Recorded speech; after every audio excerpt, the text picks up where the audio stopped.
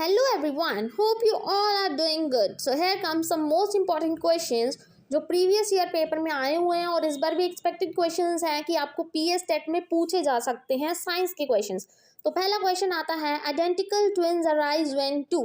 Identical twins कब arise होते हैं? जब two cells develop independently from the same zygote, gametes develop independently, sperm develops independently या oval develop independently. तो इसमें क्या है, जब गैमेट्स डेवलप करते हैं इंडिपेंडेंटली तब आइडेंटिकल ट्विन्स अराइज होते हैं।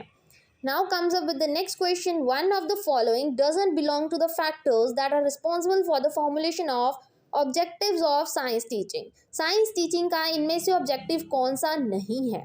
पहला, the need and capabilities of the learner, ये तो ऑब्जेक्टिव है। The nature of the subject matter, ये भी ऑब्जेक्टिव है। कैपेबिलिटी ऑफ सब्जेक्ट टीचर, क्या आप टीचर की कैपेबिलिटी देख के उसको पढ़ने के लिए बोलते हो? नॉट एट ऑल, ठीक है जी, कैपेबिलिटी नहीं आएगी, आप टीचर को थोड़ी जज कर रहे हो।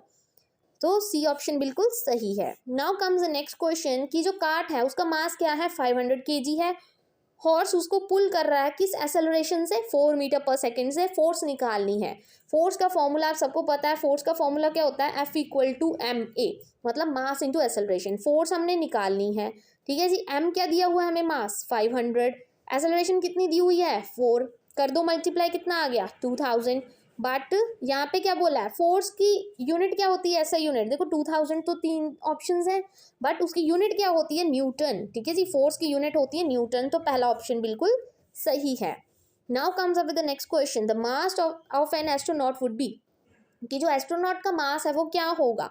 ग्रेटर होगा मून पे अर्थ से ज़्यादा, मतलब दैन द अर्थ, या सेम रहेगा अर्थ और मून पे, या लेस होगा मून पे और अर्थ पे ज़्यादा होगा, या कोई भी नहीं होगा। पहली चीज़ देखो, मास की बात की गई है, वेट की बात नहीं की गई। अगर वेट की बात होती तो चीज़ें अलग आनी थी, ठीक है जी। बट जब मास होता है ना, वो अर्थ और मून दोनों पे बराबर होता है, तो इसमें सेकेंड ऑप्शन बिल्कुल सही है, same on the earth and on the moon. फिर अगला क्वेश्चन बहुत बार रिपीट हो चुका है, ये तो क्वेश्चन मैंने भी आपको पहले कराया था कि हेमोग्लोबिन में कौन सा कॉन्स्टिट्यूएंट होता है? हेमोग्लोबिन में हम सबको पता है आयरन होती है, तो डी ऑप्शन बिल्कुल करेक्ट है। Now comes the next, the study of the way individual traits are transmitted from one generation to the next। एक जनरेशन से दूसरी जनरेशन में जब ये जीन्स हैं वो क्या ट्रांसफ़र होते हैं, हम सबको पता है, ठीक है जी। आप कुछ आपके मदर की क्वालिटीज़, कुछ फादर की क्वालिटीज़ वो आप में आ जाती हैं, उसको जीन्स ही बोलते हैं, और उसकी स्टडी को क्या बोलते हैं? जेनेटिक्स बोलते हैं, ठीक है जी।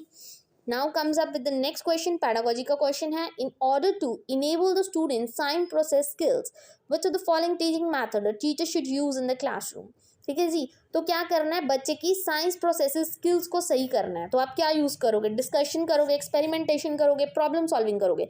देखो जी, सीधा सा है कि साइंस के प्रोसेस स्किल्स को सही करना है, तो साइंस के करोगे तो एक्सपेरिमेंट करना पड़ेगा, तो सी ऑप्शन बिल्कुल करेक्ट है, experimentation method. Now comes with the next question कि जो इंडक्टिव अप्रोच है, इंडक्टिव होती है, डिडक्टिव होती है, आप सबको पता है। इंडक्टिव क्या होती है? पहले एग्जांपल्स देना और फिर उसको जनरलाइज करना, ठीक है। डिडक्टिव क्या होती है? पहले जनरलाइज कर दी और बाद में छोटे छोटे एग्जांपल्स दे रहे हो। तो इसमें इंडक्टिव की बात की गई है, तो वो किस चीज़ से स्टार्ट होता है? वो फैक्ट से स्टार्ट होता है, कुछ एग्जाम्पल्स से स्टार्ट होता है, ठीक है जी। तो I hope to this video is useful for you. Thank you very much and please don't forget to like and subscribe my channel.